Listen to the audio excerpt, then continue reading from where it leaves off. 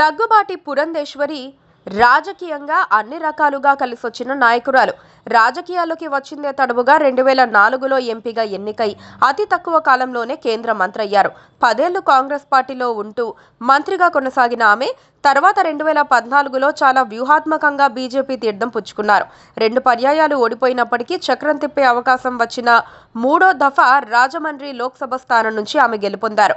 2024లో ఆమె ఎన్నికల్లో పోటీ చేసి గెలిచే నాటికే ఏపీ బీజేపీ అధ్యక్షురాలిగా ఉన్నారు.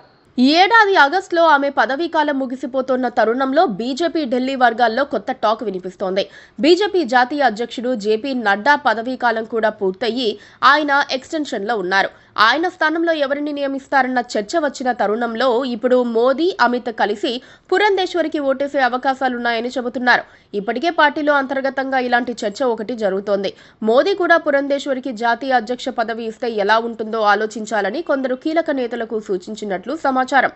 పురంధేశ్వరికి పెద్ద పదవి ఇవ్వాలన్న ఆలోచన రావడానికి అనేక కారణాలున్నాయి.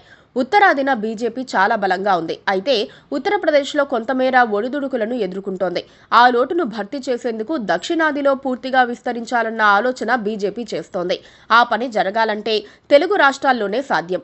తమిళనాడులో ఆ పరిస్థితి కష్టం. కర్ణాటకలో ఇప్పటికే ఆ పార్టీ బలంగా ఉంది. 2 తెలుగు రాష్ట్రాల్లో ఇప్పుడిప్పుడే వేళ్లూనుకుంటోన్న బీజేపీ తనకు వచ్చిన అవకాశంతో మరింత పటిష్టం కావాలని చూస్తోంది.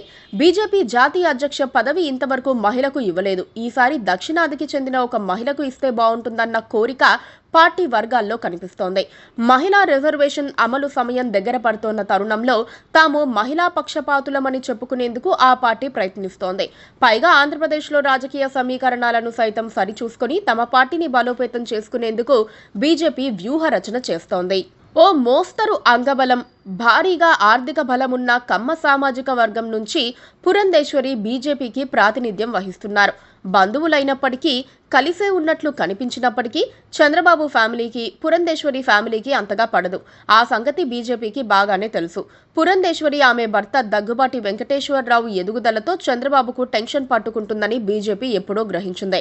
కూటమి పొత్తులో భాగంగా టీడీపీతో బీజేపీ కలిసి ఉన్నప్పటికీ చంద్రబాబు బలహీనపడితేనే తాము బలపడతామని కమలం పార్టీ పెద్దలకు తెలుసు.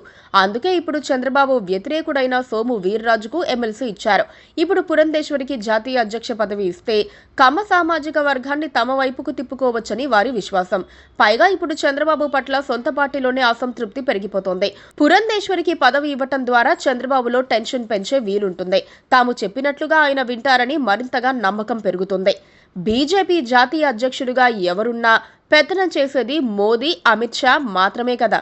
Please subscribe to KTV Telugu. KTV Telugu. KTV Telugu channel.